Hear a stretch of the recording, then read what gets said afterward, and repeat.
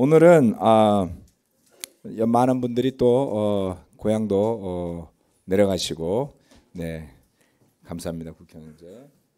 네. 또 주일학교 아이들도 다 오늘 같이 왔는데 뭐 애들 별로 없네요. 그죠? 애들 있는 뒤에 손 들고 있어. 그래. 보였어. 애들 많은 분들이 내려가셨나 봐요. 이제 설날을 맞아서 고향을 가신 분들도 많고 또 여행을 가신 분들도 있을 것 같고, 오늘 예배 끝나고 화요일이니까 천천히 가시는 분들도 있는 것 같습니다. 늘 새해가 되면 하는 일들인데요, 참 희한하게도 해마다 느낌이 좀 달라요. 그러니까 뭐 다른 걸 떠나서 결혼을 막 했을 때 하고 싱글 때 하고 또 뭐 애들이 어릴 때 하고 또 애들이 커서 하고 이렇게 계속 시간이 지나가면서 설날을 맞이하는 그 마음들이 다른 것 같습니다. 여러분은 설레는 마음이 많으세요? 아니면 의무감이 많으세요? 의무감. 네, 솔직하게는 그럴 수 있습니다. 그래서 참 어떤 분들에게는 이 설이, 우리 요즘에 이제 뭐 명칭도 바꾸자, 뭐 시댁 친정 이렇게 구분하는 명칭도 이제 바꾸자 그러고 난리가 났어요. 그래서 뭐 사실 우리가 뭐 그 의미를 많이 부여하고 사신 분들도 있겠지만, 결혼하고 나서 뭐 시댁에 대한 뭐 호칭들이 됐건 처가에 대한 호칭이 됐건, 글쎄 뭐 우리 세대는 그렇게 의미를 많이 부여 안 하고 산 것 같습니다. 그런데 여러분은 어떠신지 모르겠네요. 어찌 됐건 그것이 설레건 의무감이건 떠나는 그 길은 가족이라는 그 굴레 안에서 움직이게 되겠죠. 네. 자, 이걸 좀 넘겨주실래요? 네. 또 한참 넘어가 버렸네. 네. 오늘은 설교 제목은 가족입니다. 가족은 쉽게 가장 근본적인 가족이라는 것은 자신의 의지와 무관하게 태어나면서부터 생겨난 관계입니다. 그렇죠? 자신의 의지와 무관하게 만들어진 관계죠. 그래서 그렇게 가족의 일원으로 태어났을 때에 그것이 축복이 될지 아니면 평생을 짓누르는 족쇄가 되어서 저주하는 것이 될지 알 수가 없습니다. 모두들 생각할 때 가족이라는 것은 참 축복스러운 것이어야 한다라고 생각함에도 불구하고 우리나라 안에서만 보더라도 가족 사이에서 일어나는 일들이 다 축복이 되는 것처럼 보이지는 않습니다. 엊그저께 그동안 아주 인기리에 방영됐던 스카이캐슬이 종료가 됐어요.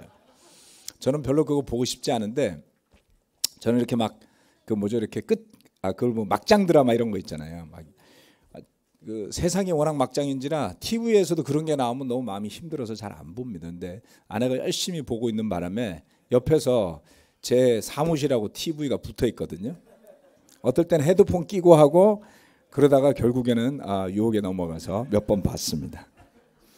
처음부터 끝까지 다 본 편은 거의 없고 중간중간 이렇게 짬짬이 좀 봤습니다만은, 아마도 시청자들이 그 해피엔딩을 요구했나 봐요. 그래서 엔딩은 나이스하게 엔딩이 마무리가 되었습니다. 뭐 안 보신 분들은 한 번씩 보시면 아주 적나라한, 좀 과장되긴 했지만 교육과 성공에 집착하는 부모와 자녀 사이에 벌어지는 비극의 스토리가 나옵니다. 그런데 성경은 가족을 어떻게 묘사할까요? 성경에 나오는 가족은 좀 어떻습니까? 그것도 뭐 여러 가지가 섞여 있죠. 아담 가족은 조금 비극스러웠던 것 같고요. 그렇지만 성경도 시작을 가족으로 해서 끝을 가족으로 끝내는 이야기다, 이렇게 볼 수가 있습니다. 하나는 육적인 가족이요, 또 다른 하나는 영적인 가족입니다. 육적인 가족은 주로 구약에서 다루는 주제고요. 아담을 통해 태어난 후손들, 그리고 새로운 출발을 위해 선택된 아브라함과 그의 후손들, 그리고 그들이 나라를 만들어가는 이야기 속에 가족이 중심이 되고 그 가족의 우두머리로 있는 아버지, 선조들의 신앙이 중심되는 이야기가 이어집니다. 제가 내년도에 제가 준비가 잘 되면 창세기 강해 설교를 지금 하려고 하고 있거든요. 아마 그때 좀 더 상세하게 이야기 드리라 생각합니다만은 오늘은 조금 그 일부를 같이 말씀을 좀 나누고 싶습니다. 창세기 50장 22절로 23절 말씀인데 같이 한번 읽어보겠습니다. 시작. 요셉이 아버지의 지방과 함께 이집트에 머물렀다. 요셉은 100년하고도 10년을 더 살면서 에브라임의 자손 3대를 보았고 므낫세의 아들 마길에게서 태어난 아이들까지도 요셉이 자기의 자식으로 길렀다. 이 짤막한 두 구절을 제가 올 초에 창세기를 쭉 한 2달간 읽었습니다만은 읽어 나가면서 굉장히 마음에 와 닿는 부분이 있어서 오늘 함께 나누고자 합니다. 요셉의 아버지 야곱이 요셉의 두 아들을 자기의 아들로 편입을 시킵니다. 그래서 마지막에 축복을 할 때에 이 요셉의 두 아들 므낫세와 에브라임을 야곱이 직접 축복을 하게 되죠. 그래서 이스라엘의 12지파에 요셉 지파는 없습니다. 요셉 지파는 없고 요셉의 두 아들 므낫세, 에브라임인데 야곱이 좌우를 바꿔서 축복을 하는 바람에 에브라임이 먼저 나오게 되죠. 그래서 그 자손들이 이야기가 나오는데 야곱이 요셉의 아들들을 자기의 아들로 편입을 시켜서 그랬는지 어땠는지 요셉도 비슷한 일을 합니다. 그래서 큰아들 므낫세의 아들 마길에서 태어난 아이들까지도 요셉이 자기의 자식으로 길러냈다고 해요. 도대체 왜 그랬을까요? 그 내용에 대해서 자세하게 알려주는 구절은 없습니다만은 이제 이런 것들을 여러분이 같이 고민하고 생각하면 재미있는 포인트가 되는 겁니다. 분명한 것은 야곱이나 요셉이나 가족을 중요하게 여겼고 자손들을 중요하게 생각했습니다. 그리고 아버지의 신앙을 계승하고자 애썼던 것이죠. 그 이야기는 하나님께서 선대 아브라함에게 주신 축복을 믿었고 그들은 그 아브라함의 축복을 따라서 후손들이 창대하게 될 것을 믿습니다. 자, 첫 번째 하나님의 축복의 통로가 가족이라는 것입니다. 창세기 48장 15절 16절 말씀에 보면 야곱이 요셉에게 축복하는 장면이 나오는데요. 이렇게 이야기합니다. 나의 할아버지 아브라함과 아버지 이삭을 보살펴 주신 하나님, 내가 태어난 날로부터 오늘에 이르기까지 나의 목자가 되어 주신 하나님, 온갖 어려움에서 나를 건져 주신 천사께서 이 아이들에게 복을 내려 주시기를 빕니다. 나의 이름과 할아버지의 이름 아브라함과 아버지의 이름 이삭이 이 아이들에게서 살아있게 하여 주시기를 빕니다. 이 아이들의 자손이 이 땅에서 크게 불어나게 하여 주시기를 빕니다. 아멘. 야곱이 요셉을 축복하면서 그가 할아버지 아브라함이 받았던 축복이 무엇인지를 정확하게 기억하고 있죠. 후손들이 이 땅에서 크게 불어나게 하여 주시기를 빕니다 라고 기도합니다.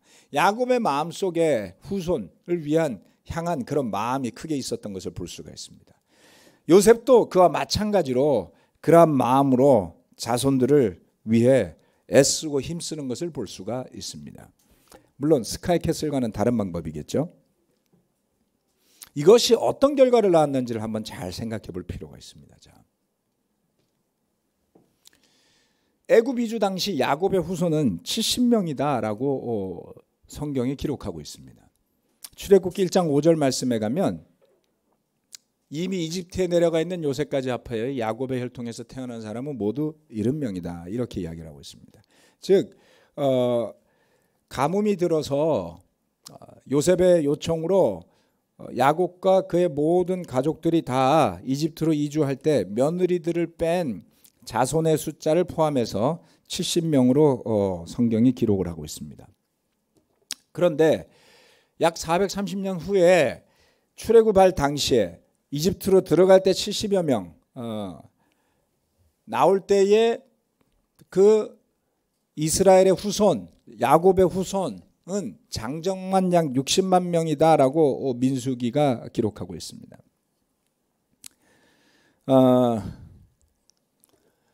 굉장히 폭발적인 인구의 성장이다 이렇게 볼 수가 있습니다.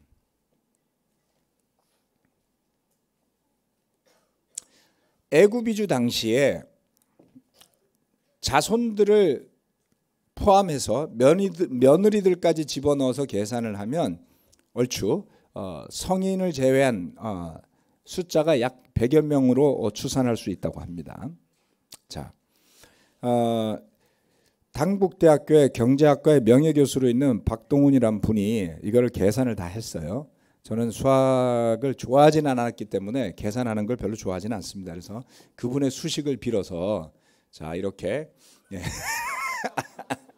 자 너무 괴로워하지 말고 A의 1 더하기 R의 430승은 B다. 이게 뭐냐면 A가 애굽 이주 인구수 그러니까 100이죠.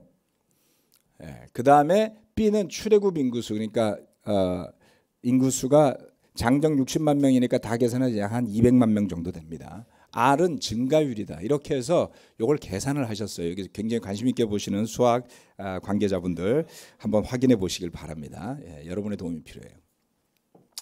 이렇게 계산을 해보면 이 증가율이라고는 R이 약 2.3%라고 합니다. 그러니까 시작할 때는 커 보이진 않아요. 근데 여기 중요한 게 큰 사고 없이 계속 순증가를 해야 된단 말이에요.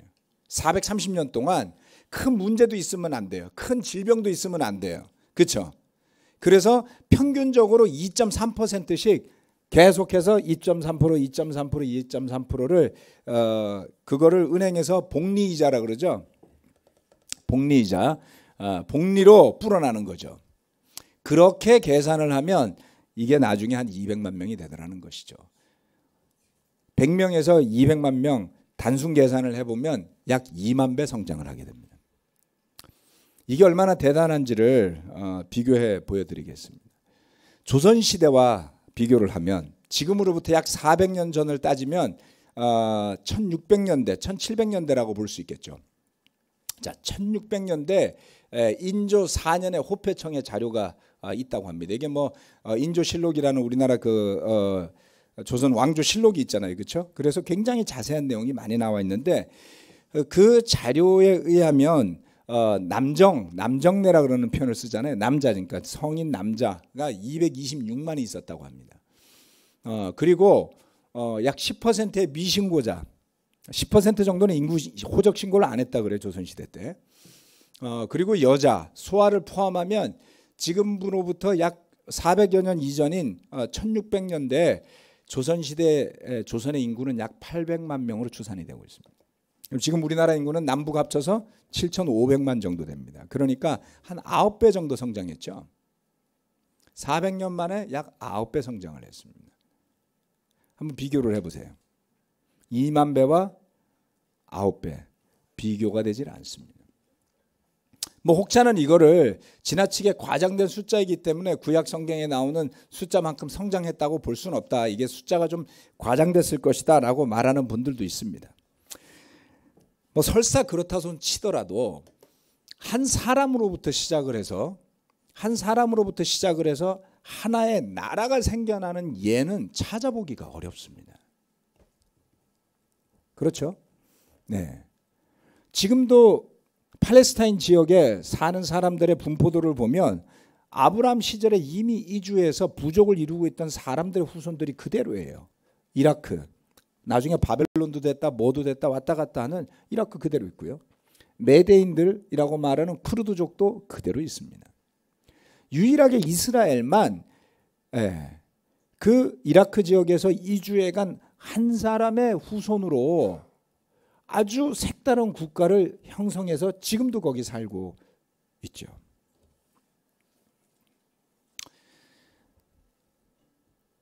아브라함의 후손이 이처럼 증가하고 계속해서 성장해서 이미 다른 부족이나 국가가 자리 잡고 있던 곳에서 새로운 나라를 세운 일은 대단한 일이다라고 볼 수 있습니다. 그런데 하나님께서 이것을 계획하셨지만 중요하게 볼 수 있는 한 가지는 뭐냐면 그러한 약속을 물려받은 아버지들의 태도예요. 아브라함에서 이삭, 야곱을 거쳐서 요셉의 이야기로 창세기가 막을 내리는데 하나같이 그 아브라함의 후손들은 아버지와 할아버지의 신앙과 축복을 그대로 믿고 따릅니다. 여기에 계신 아버지들, 여러분 자녀들에게 여러분의 신앙을 전하는 일이 쉽던가요? 조용하죠. 다 큰 애들 보고 교회 오라 그래도 잘 안 옵니다. 도대체 아브라함은 어떻게 했던 걸까요? 이삭은 어떻게 했던 걸까요? 야곱은 어떻게 했던 걸까요? 요셉은 어떻게 했던 걸까요? 여러분 배울 수 있어야 합니다. 그들은 최선을 다해 하나님을 믿고 섬겼습니다.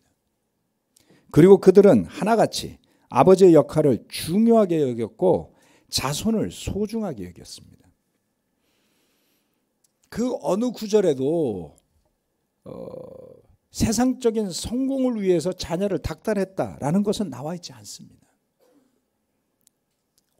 그들이 주어진 곳에서 성실히 살아갔지만 그들이 중요하게 여겼던 것은 가족이었고 하나님이었습니다.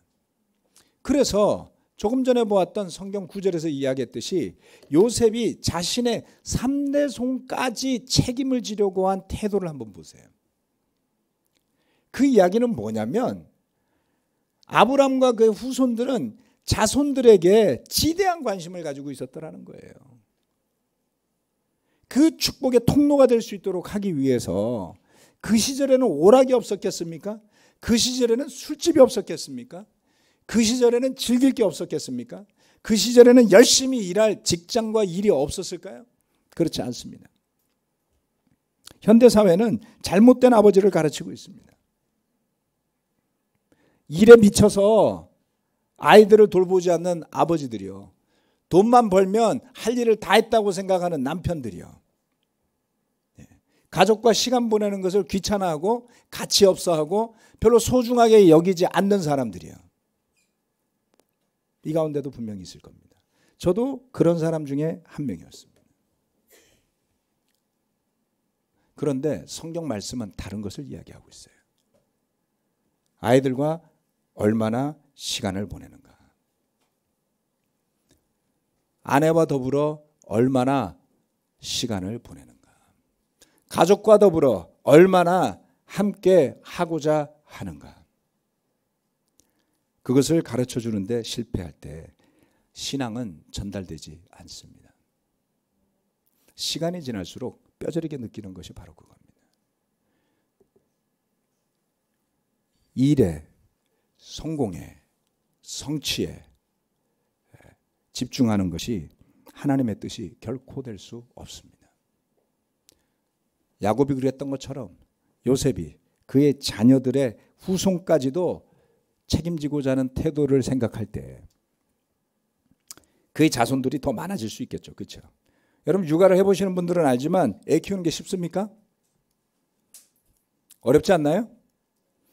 할아버지 할머니들이 손자들을 돌봐주는 좋은 미덕이 우리나라에도 있어요. 이게 갈수록 퇴색되고 있죠. 믿음 때문에, 이기심 때문이 아니라 믿음 때문에 우리가 자손을 영적인 눈으로 볼 수 있어야만 합니다. 이게 끝이 아니죠. 두 번째, 영적인 축복의 통로이기도 합니다. 디모데후서 2장 2절 말씀인데요. 같이 이 말씀을 함께 읽어보도록 할까요? 신약 시대에 들어서도 영적인 자손에 대한 구절이 나옵니다. 같이 읽겠습니다. 시작. 그대가 많은 증인을 통하여 나에게서 들은 것을 믿음직한 사람들에게 전수하십시오. 그리하면 그들이 다른 사람들을 또한 가르칠 수 있을 것입니다. 아멘. 마치 요셉이 자신의 후손 3대를 보살피고 도왔듯이 바울도 디모데를 포함한 영적 3대에 대한 이야기를 이 디모데 후서에서 기록하고 있습니다. 바울에서 디모데로, 그 디모데에서 믿음직한 사람들로, 믿음직한 사람들이 또 다른 사람들에게로 무엇을 전합니까? 네, 복음을 전하는 것이죠. 디모데가 바울로부터 배웠던 그 복음, 그것을 전합니다. 누구에게요? 믿음직한 사람들에게요. 그리고 그 믿음직한 사람들이 또 다른 사람들을 가르칠 수 있을 거라고 이야기하고 있습니다. 바울이 디모데를 2차 선교여행 때 루스드라에서 만나게 됩니다. 디모데가 언제 제자가 되었는지 명확하게 시점은 알 수 없지만 바울의 1차 선교여행 때 루스드라에 교회가 생긴 뒤로 2차 선교여행을 가기 전 사이에 생겼을 것이다 라고 생각할 수 있지 않을까요?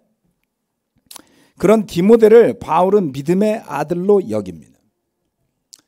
여러분, 바울이 전도여행을 왜 한 번이 아니라 3번을 갔는지 생각해 보십시오.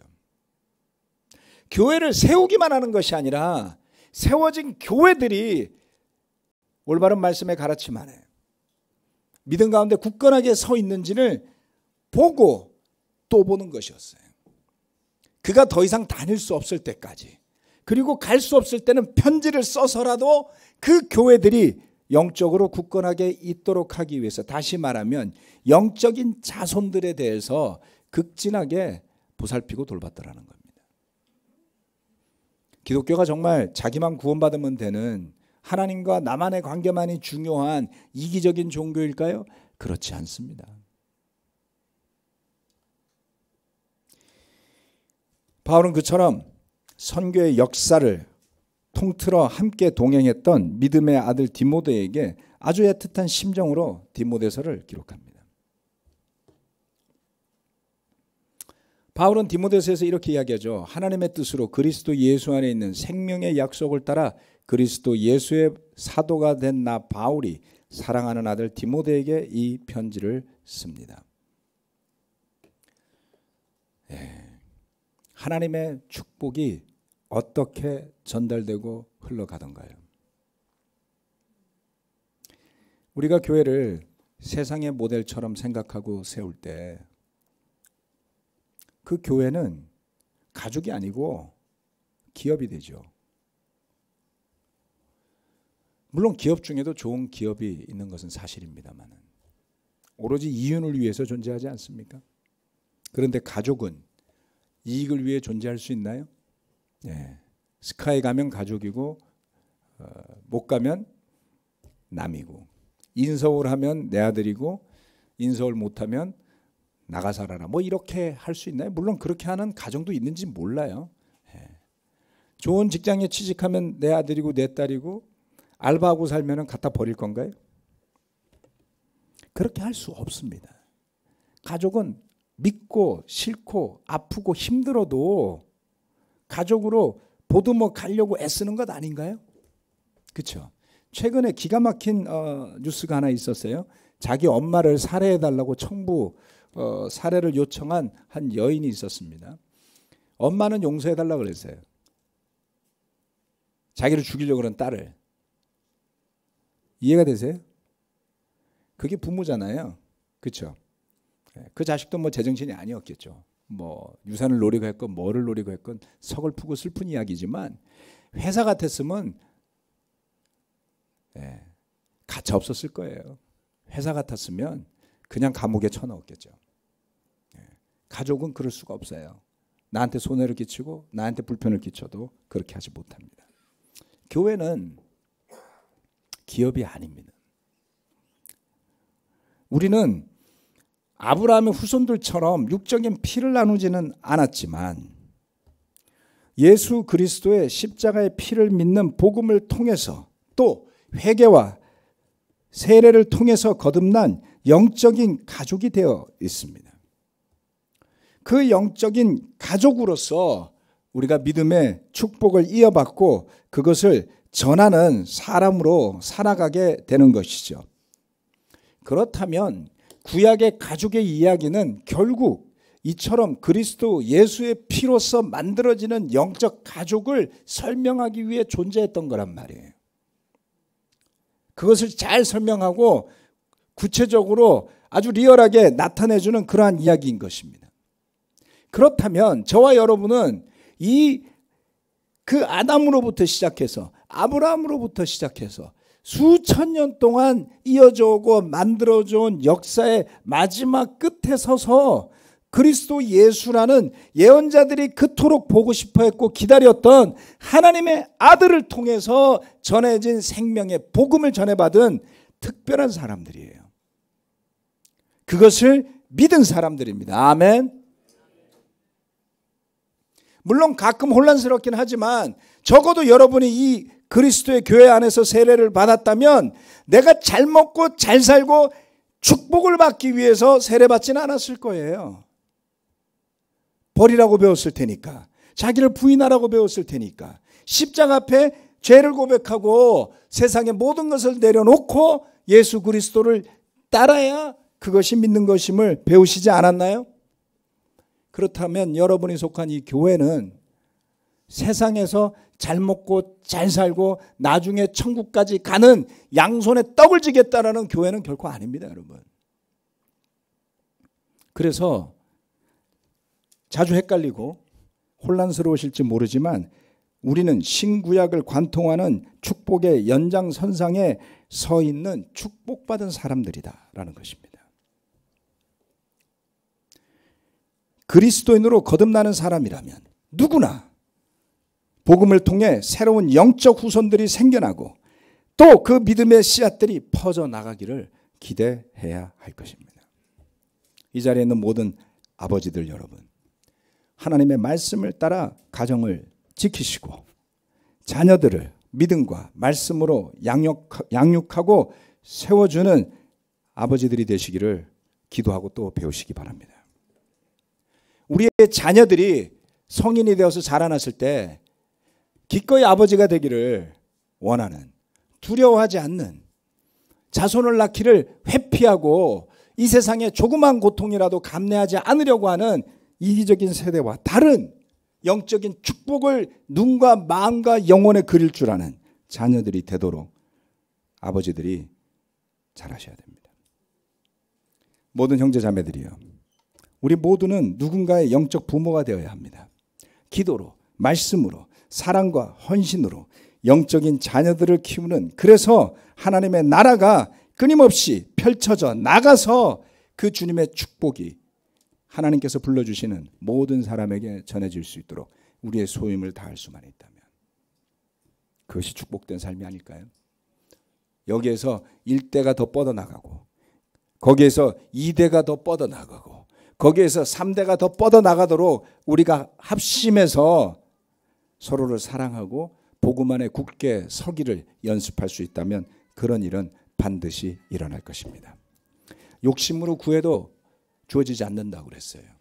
하나님의 뜻에 합당하게 그와 같은 가족을 만드시고 그와 같은 영적인 가정으로 거듭나시고 성장하시길 바라면서 기도하고 성찬과 헌금하시겠습니다.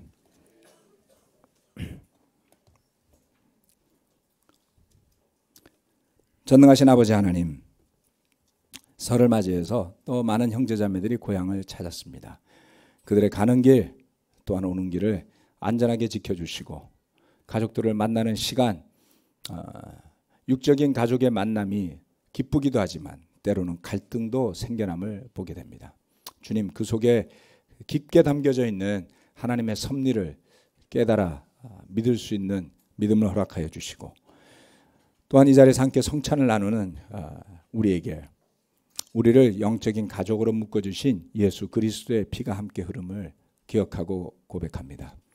그래서 인간적인 싫고 좋음을 떠나서 내가 바라보고 내가 원하는 모습이 되고 말고를 떠나서 그리스도 예수 안에서 복음으로 거듭난 새로운 피조물들로 서로를 만나고 대하게 도와주시고 그런 우리가 누리는 축복만큼 받은 축복만큼을 또 다른 누군가가 받기를 원하는 강력한 염원 가운데 영적인 후손들에게 이 복음의 소식들이 전파되어지기를 간절히 원합니다. 참으로 주님께 감사드립니다. 우리가 예수님의 제자로 믿음을 고백한 그리스도인으로 살아오지 않았더라면 결코 누리거나 깨닫지 못할 소중한 진리의 가르침들을 주심을 감사드리고, 그렇게 우리가 함께 시간이 흘러가도 변함없는 믿음의 동료로 동역자로 함께 살아갈 수 있게 하여 주심을 감사드립니다. 예수 그리스도의 이름으로 기도드립니다. 아멘.